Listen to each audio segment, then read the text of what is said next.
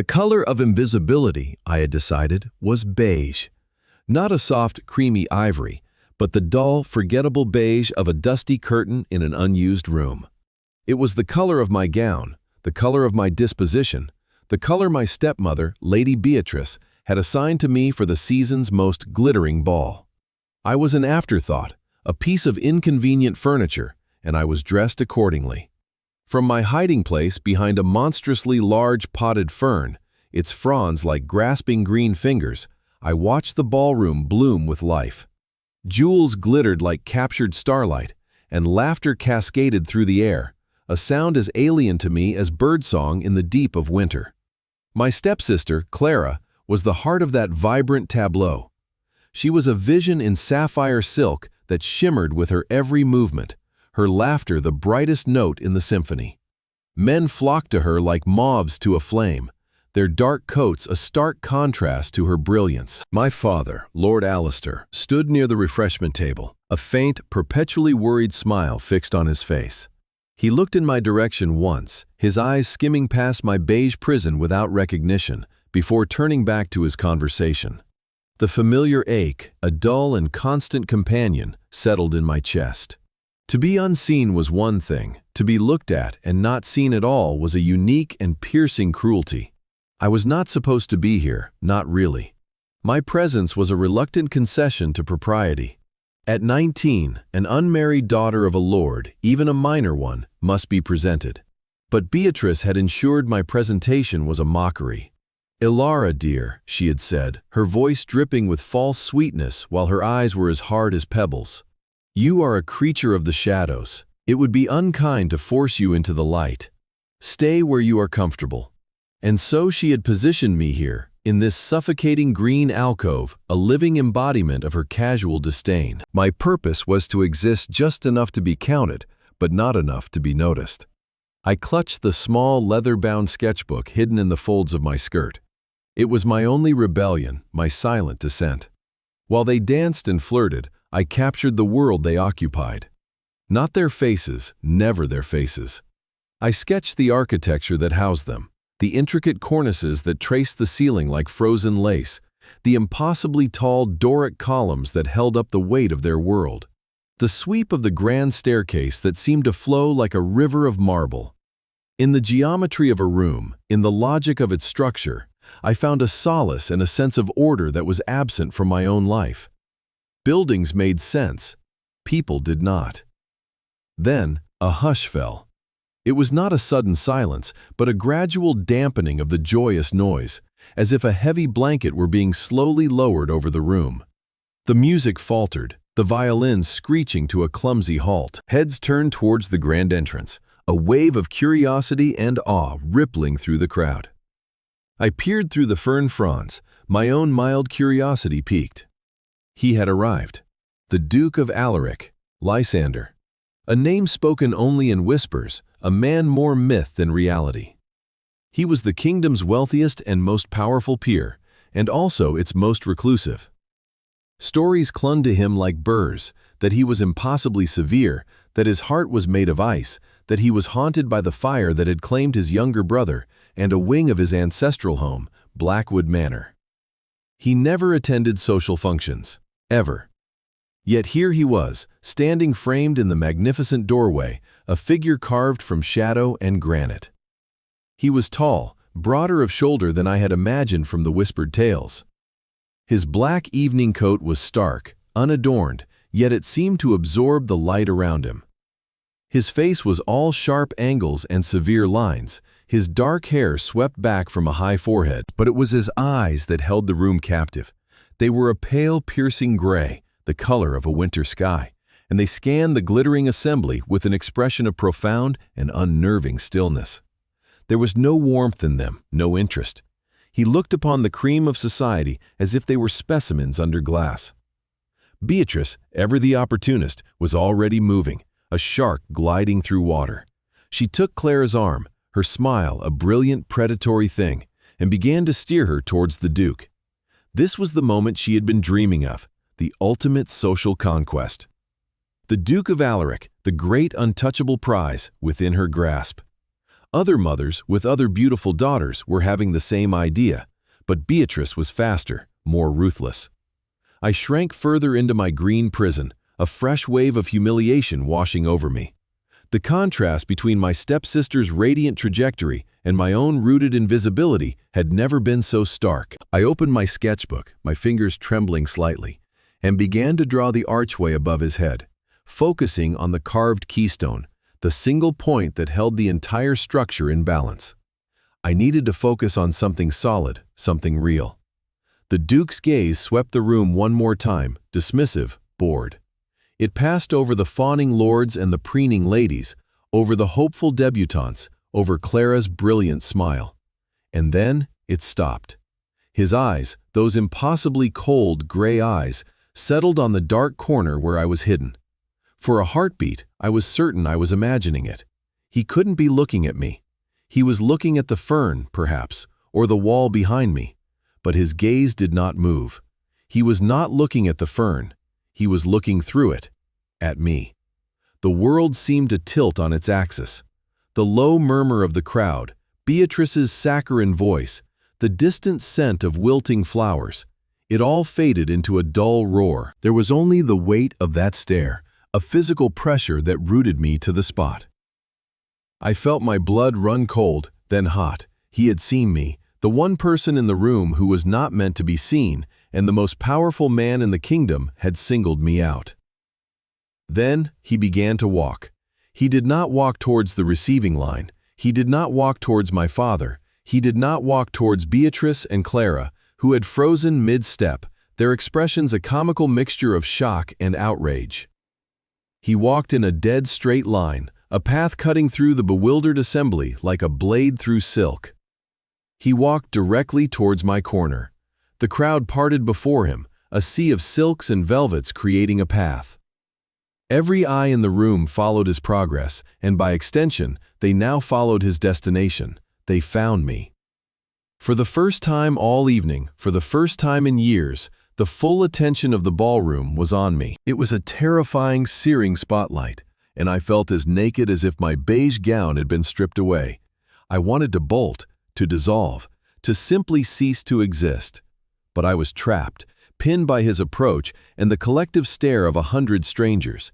He stopped less than 3 feet from my fern. The plant, which had seemed a giant's fortress moments before, now felt like a pathetic shrub. He was even taller up close, a towering presence that blocked out the light from the chandeliers. He looked down, his expression still unreadable, still severe. The silence stretched, taut and agonizing. I could feel Beatrice's fury burning into my back from across the room. Then he spoke.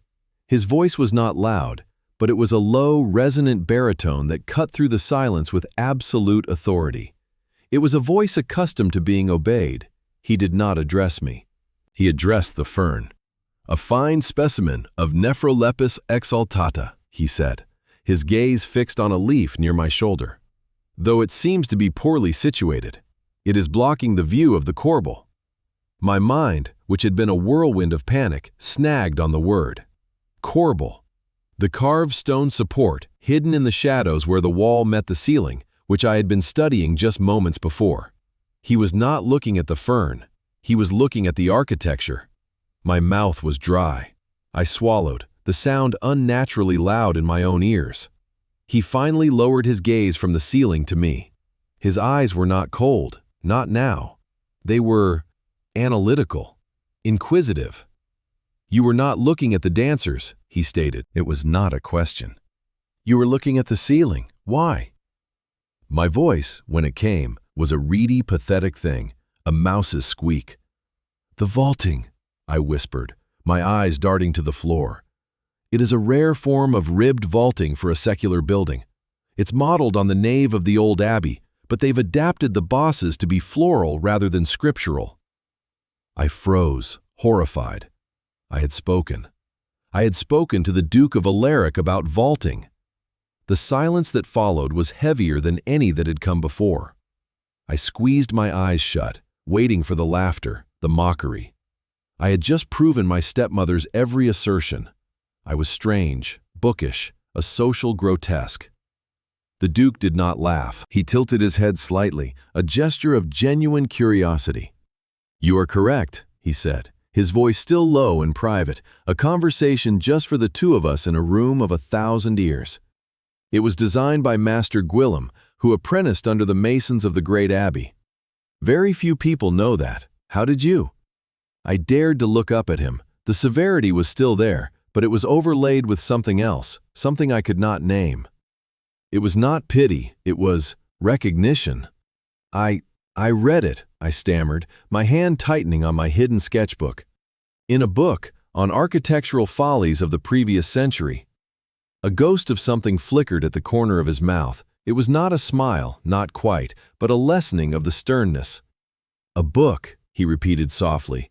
He looked at me for another long moment, his gaze so intense it felt as though he were reading the pages of my very soul. Then, without another word, he gave a slight, almost imperceptible nod, turned on his heel, and walked away. He did not stop to speak to anyone else. He strode back through the stunned, silent crowd, out the great doors, and was gone. The moment the doors closed behind him, the room erupted in a cacophony of whispers. The blanket of silence was ripped away, and I was left exposed, blinking in the sudden glare of 1,000 questions. But I heard only one voice, Beatrice's, as she descended upon me, her face a mask of incandescent rage. Her fingers dug into my arm like talons. "What did you do?" she hissed, her voice a venomous whisper. "What did you say to him?" I had no answer for her. I had no answer for myself. I only knew that something had irrevocably shifted. The Duke of Alaric had looked into my beige, invisible corner, and for a reason I could not fathom, he had seen me. And I was terrified that it was the worst thing that could have possibly happened. The days that followed were a new kind of prison. Before, I had been confined by invisibility. Now, I was trapped by a spotlight I had never sought. Beatrice's rage had cooled into a simmering, watchful resentment. She confined me to my rooms, ostensibly for my own good, to protect me from the unseemly gossip I had caused. In reality, it was a punishment and a quarantine. She could not bear the thought that I, her drab little ward, had captured the attention of a duke while her brilliant Clara had been ignored. Clara, for her part, was mostly confused. She was not unkind by nature, merely thoughtless, and the duke's bizarre behavior had disrupted the predictable narrative of her life. She looked at me with a new, wary curiosity, as if I were a puzzle she could not solve. My father, as ever, was a ghost in his own house. He avoided my eyes, muttering platitudes about letting things settle down. His weakness was a wall I had long ago given up trying to breach, and so I sat in my room, with my books and my sketches, the memory of the Duke's piercing gaze a constant, unsettling presence. I replayed our brief, bizarre conversation 1,000 times. He had not been mocking me. He had been engaged. The thought was so outlandish, so dangerous, that I tried to push it away. Hope was a foolishness I could not afford. He was a duke. It was a whim, a fleeting moment of eccentricity. He had forgotten me the moment he stepped into his carriage. I had to believe that. It was the only way to survive the coming silence. A week after the ball, a liveried footman arrived, not one of our own meager staff, but a man in the dark green and silver of House Alaric. He bore a single heavy vellum envelope, sealed with the ducal crest of a wolf's head. The entire household froze as the butler brought it to the drawing room where Beatrice was holding court. She snatched it from the silver tray, her knuckles white. She assumed, of course, it was for her, an apology, perhaps, or an explanation. Her face was a study in theatrical disbelief as she read the inscription. Her mouth tightened into a thin, bloodless line. With a flick of her wrist, she tossed the envelope onto the small table beside my chair. "It appears," she said, her voice brittle with contempt, "that you have an admirer." My hands trembled as I picked it up. My name was written on the front in a strong, black, angular script. Miss Alara Ainsworth. Not the daughter of Lord Alistair. Not the stepsister of Miss Clara. Just me. My fingers fumbled with the seal. Inside, the message was as concise and direct as the man himself. "Miss Ainsworth," it read, "I am undertaking the restoration of the north wing of Blackwood Manor." I find myself in need of a consultant with a keen eye for historical integrity and an appreciation for Gwillim's style. Your insights at the ball were noteworthy. I would be grateful if you would accompany me for a survey of the site. My carriage will call for you and a suitable chaperone tomorrow at 10. It was signed simply, Alaric. I read it once, twice, a third time. The words swam before my eyes. A consultant. He wanted me to be a consultant. It was a preposterous, impossible notion. It had to be a joke, a cruel, elaborate game designed to humiliate me further. And yet, the memory of his eyes, the genuine curiosity in his voice when he asked about the vaulting. It felt real. Absolutely not, Beatrice declared, having read the note over my shoulder. It is entirely improper. I will not have you making a further spectacle of yourself. I shall write a refusal at once. You are unwell. No. The word left my lips before I had even formed the thought. It was small, but it hung in the air between us, sharp and definite. Beatrice stared at me as if I had sprouted a second head. What did you say? I will go, I said, my voice gaining a sliver of strength. I stood up, clutching the letter to my chest as if it were a shield. He has requested my presence. To refuse a duke would be a grave insult to him and to our family. You wouldn't want to insult the Duke of Alaric, would you, Beatrice? I used her given name, a transgression I had never dared before. The shock on her face was a small, bitter victory. She was trapped, and she knew it. The social calculus was undeniable. Offending the Duke was a far greater sin than allowing her weird, beige stepdaughter a moment of inexplicable attention. Her face contorted into a mask of fury, but she was a master of social strategy. She would spin this. Very well, she hissed, but you will not go alone. Clara will accompany you, to ensure everything remains proper. And so, the next morning, I found myself seated in the most luxurious carriage I had ever imagined, opposite a pouting Clara. The seats were upholstered in dark green leather, soft as butter, and the lap robe of woven wool lay folded neatly beside me. The ride was so smooth, it felt as if we were floating. Clara complained about the early hour, about the absurdity of the entire venture. I said nothing, my mind a storm of anxiety and a terrifying, fragile flicker of anticipation. I was going to Blackwood Manor. I was going to see him again. I clutched my sketchbook and a book on medieval stonework, my only weapons against the unknown. Blackwood Manor did not loom, it commanded. It rose from the landscape not as a house, but as a geological formation, a great beast of granite and slate that had slumbered for centuries. It was beautiful, severe, and melancholic, a perfect reflection of its master. As we approached, I saw the scar on its northern face. The fire had gutted an entire wing, leaving behind a blackened, skeletal ruin that stood in stark contrast to the pristine grandeur of the main house. The sight sent a pang of genuine sorrow through me. It was like seeing a wound on a magnificent creature. The Duke was waiting for us on the grand entrance steps. He was dressed, not in formal wear, but in practical dark trousers and a white shirt, its sleeves rolled to the elbow, revealing strong forearms. He looked less like a duke and more like the master architect he was pretending I was. He dismissed Clara with a polite but firm nod, consigning her to the care of a formidable-looking housekeeper and the promise of tea and cakes in the library. Clara, relieved to be freed from the prospect of dusty ruins, went without a backward glance. And then I was alone with him. "Miss Ainsworth," he said, his voice the same low rumble I remembered. "Thank you for coming. I trust the journey was comfortable." "It was, Your Grace," I murmured, my eyes fixed on the stone steps beneath my feet. "Lysander," he said. I looked up, startled. "I beg your pardon?" "My name is Lysander. If we are to be colleagues, we should dispense with excessive formality. It is inefficient." He turned without waiting for my reply and started towards the damaged wing. "Come, I want you to see the problem."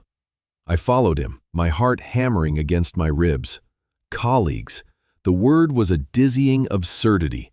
We walked in silence, our footsteps crunching on the gravel path. He led me past manicured gardens and ornate fountains to the edge of the ruin. A temporary wooden wall had been erected, with a single door. He unlocked it and pushed it open. The air that hit me was thick with the smell of cold ash, damp stone, and sorrow. The fire had been merciless. Great blackened beams lay splintered on the floor like the ribs of a fallen leviathan. The sky was visible through the collapsed roof, and yet the core structure, the great stone walls, remained. They were scorched and battered, but they were standing. They had endured. "This was the gallery," Lysander said, his voice losing some of its crisp efficiency. It was softer now, tinged with a deep, resonant sadness. "And my brother's rooms were above." He didn't need to say more. The air was heavy with the unspoken grief. I looked not at the destruction, but at what remained. I ran my hand over the soot-blackened stone of a great archway. The carving beneath the grime was deep, intricate, a floral motif, just like the one at the ball. "Gwillim's work," I said softly, almost to myself. "He used a particularly deep V-cut in his detailing. It makes the shadows play more dramatically." Lysander, who had been staring into the wreckage, turned his head to look at me. The intensity in his gaze was back, but this time it held no severity. It held a profound, searching quality. "The architects I have consulted want to tear it all down," he said, his voice flat. "They say it is unsalvageable.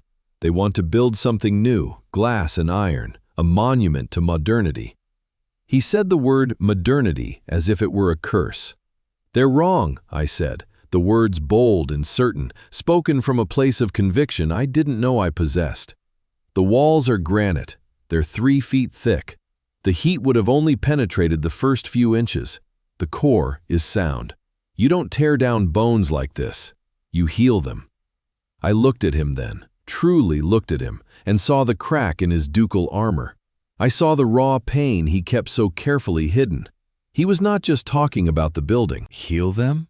he repeated, his voice barely a whisper. "How?" And so, in the heart of that wounded place, surrounded by ghosts and ash, I opened my sketchbook. "You would need to test the stone for fissures, of course," I began, my voice gaining confidence with every word. "But I suspect you could reface the damaged blocks rather than replacing them. And the vaulting here, it would have been a fan vault to support the weight of the upper floor. You can see the spring of the arches here and here. If you could find a stonemason who still understands the old ways, you could rebuild it. Not as it was, but as it was meant to be." I sketched as I spoke, my charcoal flying across the page, conjuring lines and arches from the dust. I was no longer Alara Ainsworth, the beige, invisible girl. I was a mind at work, a spirit engaged in the one thing I truly loved. I spoke of stresses and loads, of buttresses and keystones, of the poetry of a perfectly balanced arch. And he listened. He stood beside me, silent and utterly still, his gaze fixed on my moving hands and the drawing taking shape. For the first time in my life, I was not just being seen, I was being understood. He did not see a plain, awkward girl. He saw a mind that mirrored his own passion.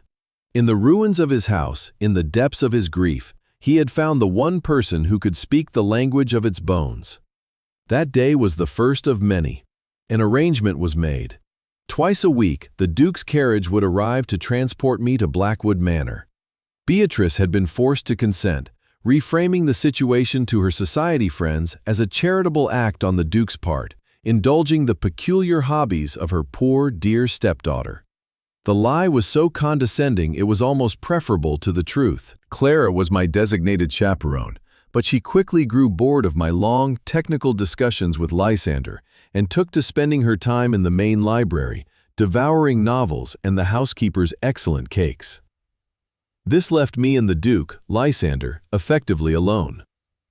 Our time was spent in the ruins of the North Wing or in his private study, a room that was more a workshop than a nobleman's office.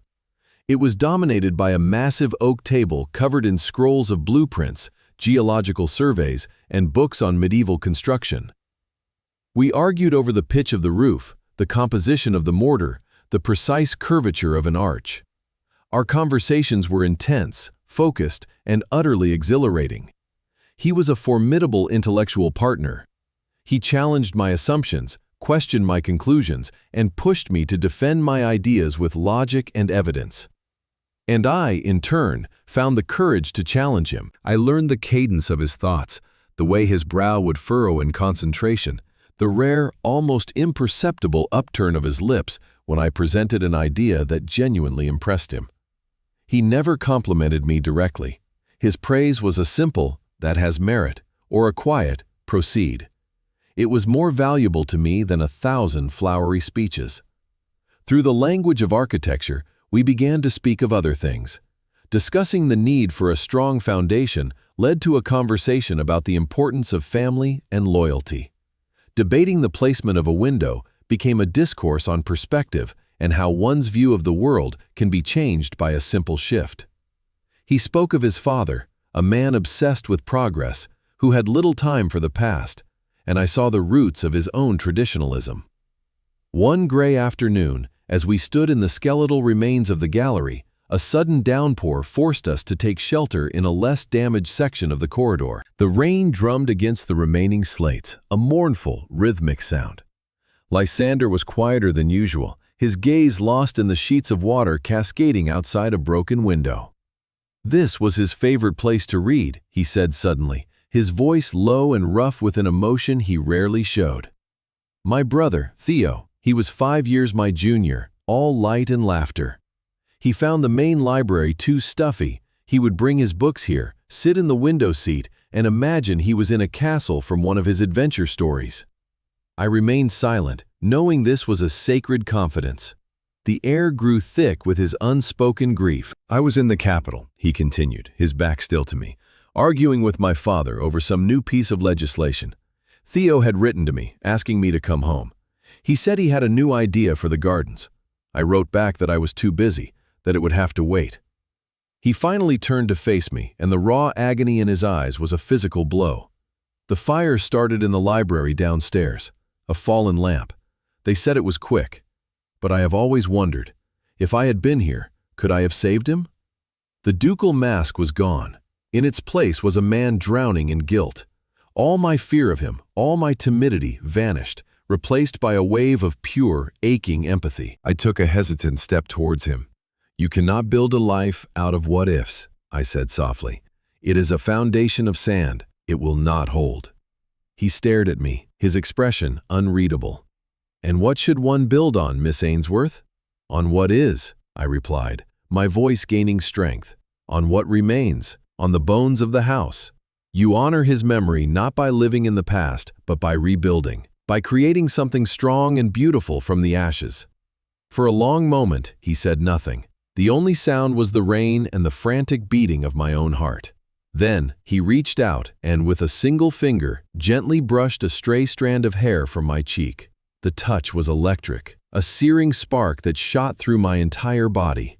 It was not the touch of a duke to a consultant. It was the touch of a man to a woman. His hand dropped, but the heat of it lingered on my skin. "Ilara," he said. The first time he had ever used my name without the formal prefix. It sounded like a prayer, or a confession. The air between us shifted, became charged with a new and terrifying potential.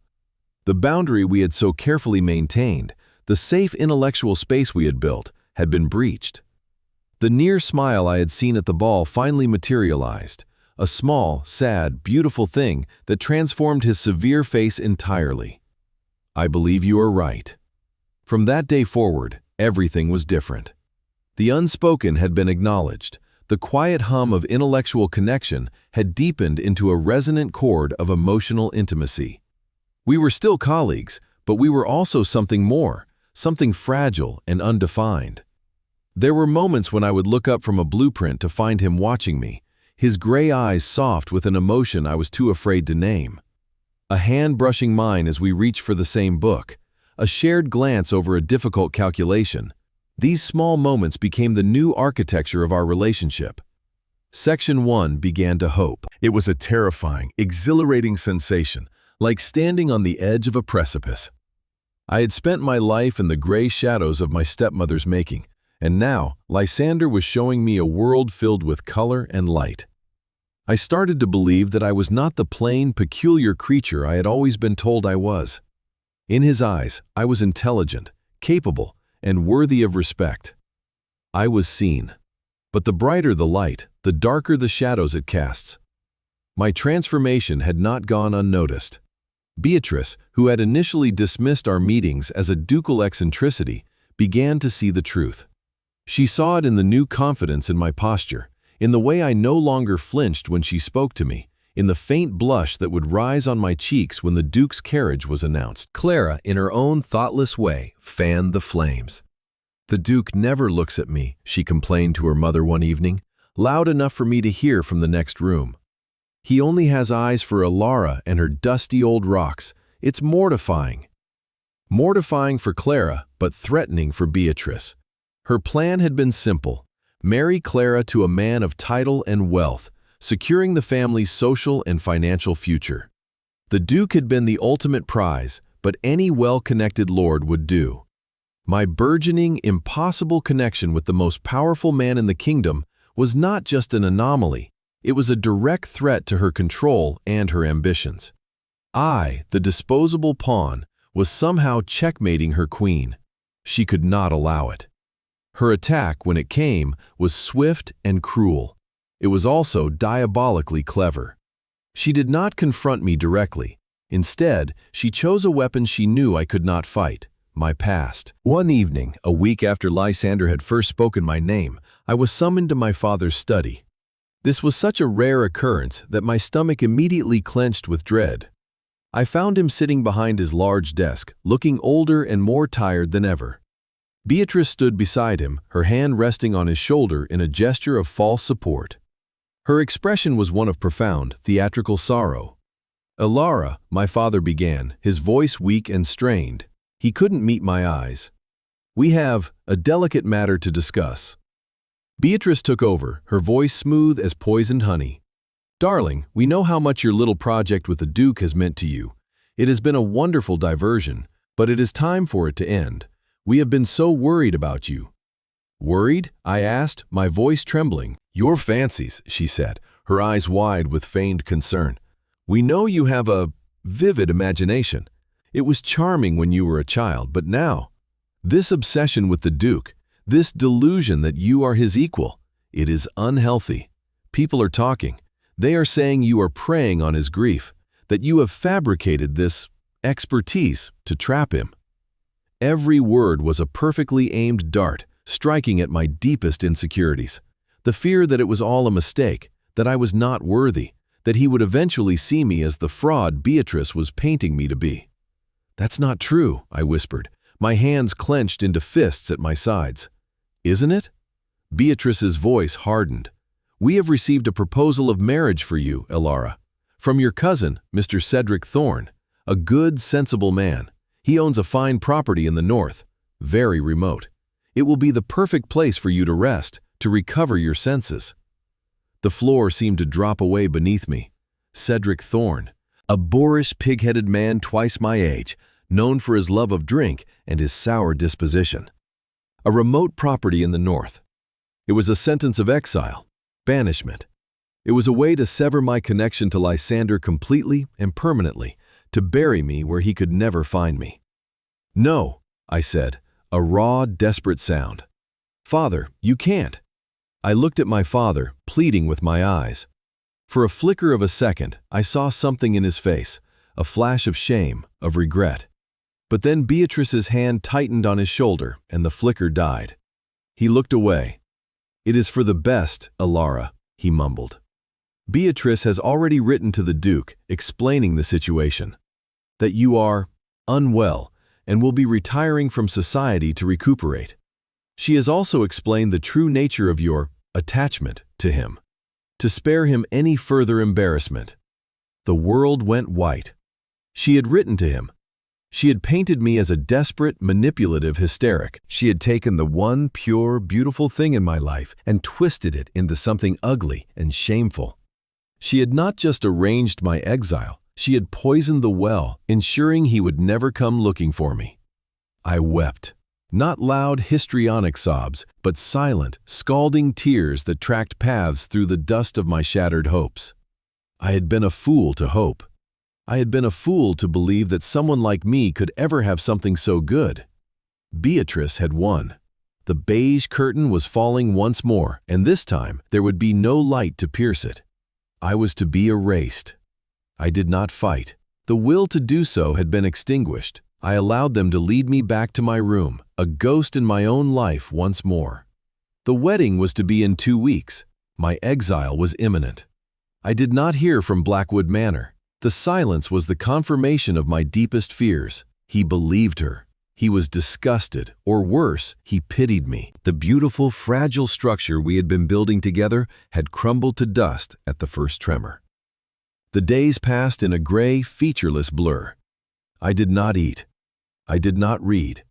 I just sat by the window, staring at a world that no longer contained any possibility for me. Clara came to my room once, her face a mixture of pity and guilt. I told Mother it was cruel, she whispered, but she wouldn't listen. She said it was for the good of the family. She left a tray of food that I didn't touch. The day before I was to be sent north to my fate, a carriage thundered up the drive. Not the quiet, elegant coach of the Duke, but a heavy, official-looking vehicle bearing a minor government crest. 2 men in sober coats emerged, and after a brief, tense conversation with the butler, were shown into my father's study. Beatrice, her face a mask of confusion, followed them. An hour passed. Then another. I heard raised voices from behind the closed study door, a rare sound in our carefully controlled house. I heard Beatrice's voice, sharp and shrill. I heard my father's, pleading and weak. Then, a new voice joined the fray, a calm, authoritative baritone that cut through the noise like a steel blade. My heart stopped. It was not Lysander, it was a voice I did not know, but it carried the same weight of absolute power. Finally, the study door opened. My father emerged, his face ashen. He looked like a man who had seen a ghost. He walked directly to my room, his steps unsteady. "Ilara," he said, his voice a hoarse croak. "The Duke of Alaric. He is here. He requests your presence in the drawing room." Hope, that treacherous, resilient weed, sprouted in the barren wasteland of my heart. I followed my father down the stairs, my legs feeling like lead. The drawing room was arranged like a stage for a final, terrible act. Beatrice stood by the fireplace, her face pale and rigid, her eyes burning with a venomous fury. My stepsister Clara was near the window, wringing her hands. And standing in the center of the room, as calm and immovable as a mountain, was Lysander. He was not alone. Beside him stood the stern-faced man whose voice I had heard, a lawyer by the name of Mr. Sterling, and 2 other men who looked like clerks. On a large table between them were stacks of papers, ledgers, and a large cloth-wrapped object. Lysander's eyes found mine across the room. All the air left my body. There was no disgust in his gaze, no pity. There was only a cold, righteous anger, and beneath it, a current of unwavering support that was aimed solely at me. He had not believed her. He had not abandoned me. He had come. "Lady Beatrice," Lysander began, his voice dangerously quiet. "I received your letter. It was illuminating." He picked up a single sheet of paper from the table. "You claim that Miss Ainsworth is mentally unstable, prone to fantasies, and has been manipulating me. A compelling narrative." "It is the truth," Beatrice snapped, her composure beginning to crack. "The girl is an obsessive. She needs help, not encouragement." "Indeed," Lysander said smoothly. "I found your claims so alarming that I felt compelled to investigate." "Not into Ilara," he said, his gaze flicking to me with a warmth that melted the ice in my veins, "but into you." He gestured to Mr. Sterling. "My legal counsel, Mr. Sterling, has spent the last week reviewing certain financial matters, specifically the disposition of the dowry of the late Lady Alastair, Ilara's mother." My father made a small, choking sound. Beatrice went utterly still. "It is a fascinating story," Lysander continued, his voice a lethal purr. "A dowry of considerable size, which, upon your marriage to Lord Alastair, was put under his stewardship, to be held in trust for his daughter. And yet, for the past 10 years, large sums have been systematically diverted. To accounts funding, among other things, lavish wardrobes, gambling debts, and a rather ambitious, if ultimately fruitless, social calendar. He looked directly at Beatrice. The funds were not used for Alara's benefit. They were stolen. By you. Lies, Beatrice shrieked. You have no proof. Oh, but we do, Mr. Sterling said, tapping a thick ledger. We have every single transaction documented. Forgery, embezzlement, fraud. The Crown takes a very dim view of such things, especially when it involves the defrauding of a peer's daughter. Beatrice's face had gone from pale to a mottled, ugly gray. She shot a desperate, pleading look at my father, but he would not meet her eyes. He had collapsed into a chair, his head in his hands. But Lysander was not finished. He moved to the large, cloth-wrapped object on the table. While my men were examining your family's accounts, they also took the liberty of exploring the archives in your attic. They found this, hidden away under a pile of old linens. With a single, fluid motion, he pulled away the cloth. It was a painting. A portrait of a woman with my eyes and my hair, her face alight with intelligence and laughter. My mother. She was seated in a garden, a book open on her lap. And tucked beside her, a small girl of about 5 with bright, curious eyes and a wide, happy smile, holding up a wildflower. The girl was me. I had forgotten that girl existed. I had forgotten I had ever been that happy. The room was silent. The portrait was a testament to a life before the beige, before the shadows, before Beatrice. It was a ghost from a sunlit past, and its sudden appearance was a judgment. Lysander looked from the joyful child in the painting to the pale, trembling woman I had become. Then he turned his piercing gaze upon my stepmother. His voice was soft, but it carried the chilling weight of a death sentence. I have spent some time in your archives, Lady Beatrice, he said. I found this. It is a portrait of the late Lady Alistair, is it not? A brilliant woman, I understand. But my question is this. Where is the girl who was in this painting? Beatrice went pale. It was not just the pallor of shock, it was the bloodless white of utter, soul-deep defeat. He was not just accusing her of theft, he was accusing her of a far greater crime, the theft of a soul. The systematic, cruel destruction of a child's spirit. And in that moment, something within me broke free. The fear, the resignation, the years of practiced invisibility, it all shattered. The girl in the painting looked out at me, and I owed her my voice. I stepped forward. All eyes turned to me. She is right here, I said, my voice clear and steady, resonating in the stunned silence. I walked until I was standing directly in front of my stepmother, close enough to see the panic flickering in her eyes. You did not steal money from me, Beatrice, I said, my voice ringing with a power I had never known I possessed.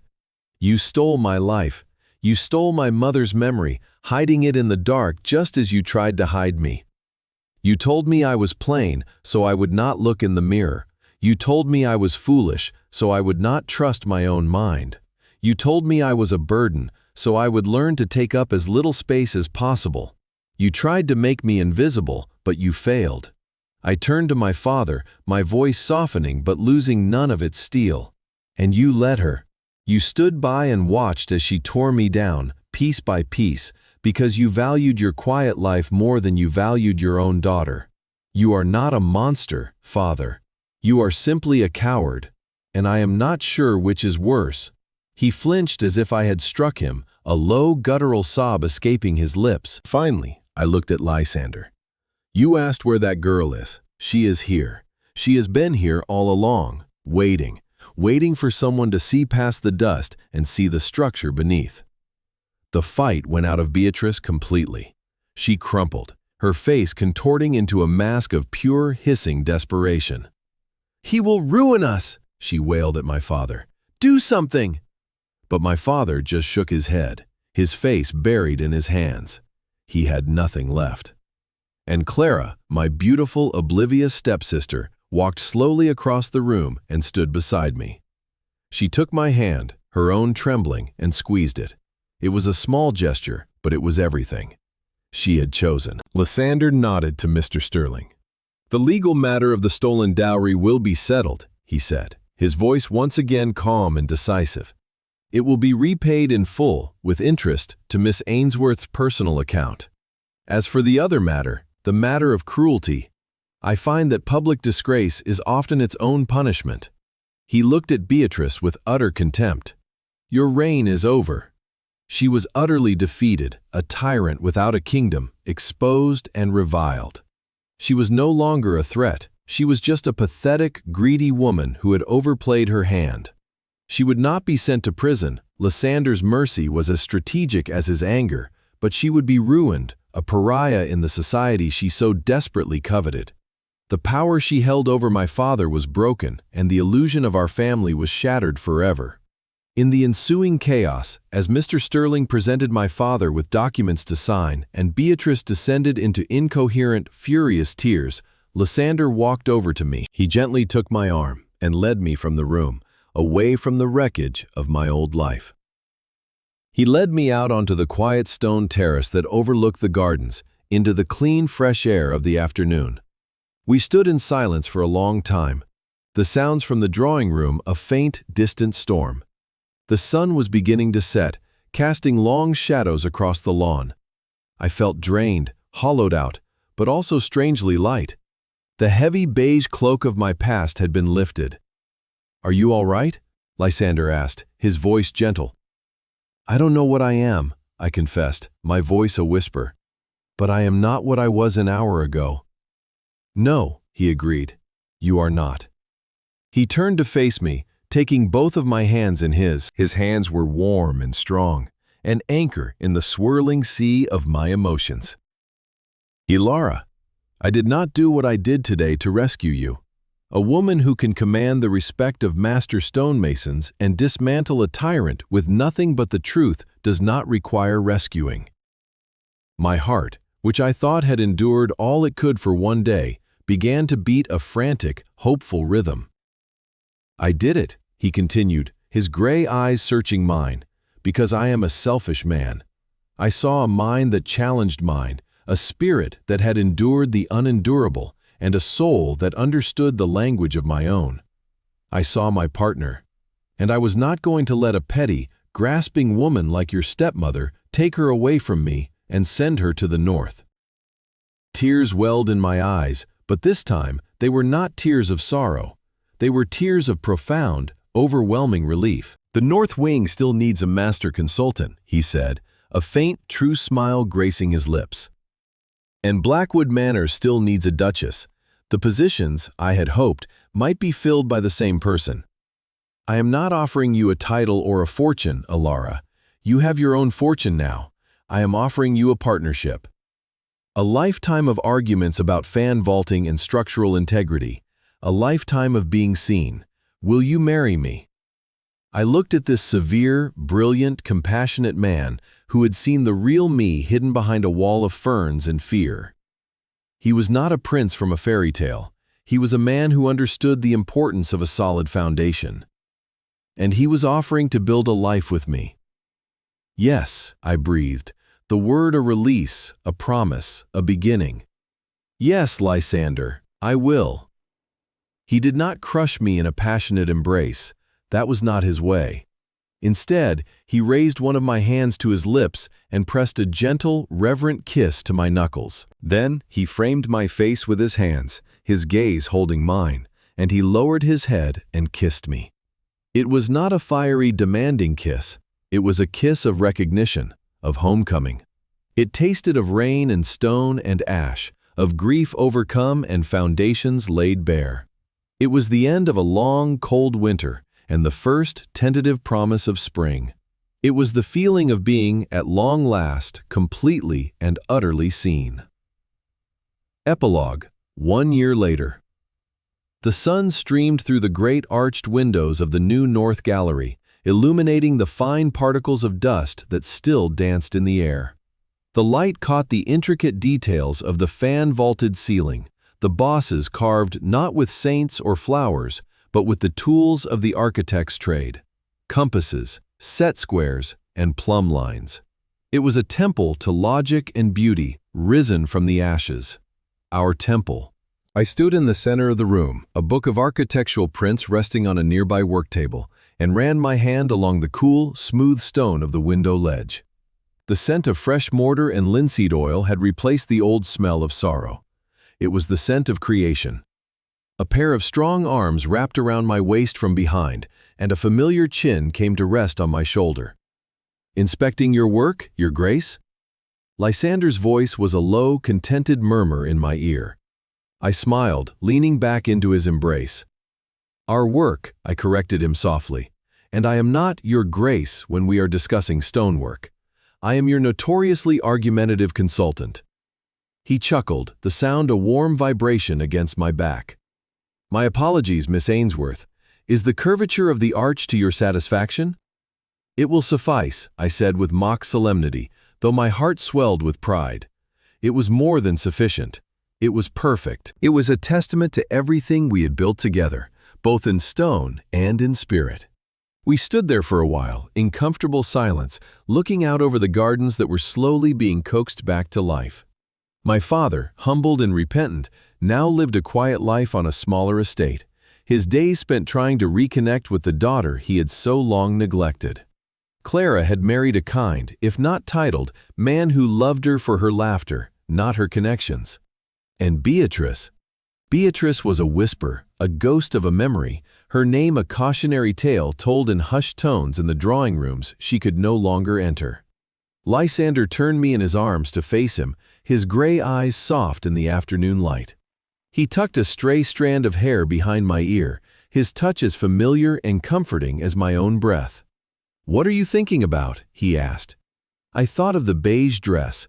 I thought of the girl hiding behind the fern. I thought of the portrait in the attic and the long journey from that canvas to this sunlit gallery.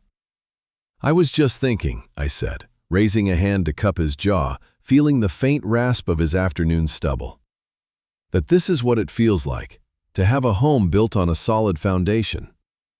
He smiled, that rare, beautiful smile that was reserved only for me, and leaned in to kiss me. And in the quiet heart of the house we had healed together, I, Ilara, the Duchess of Alaric, the girl who was once invisible, knew I had finally, truly, come home.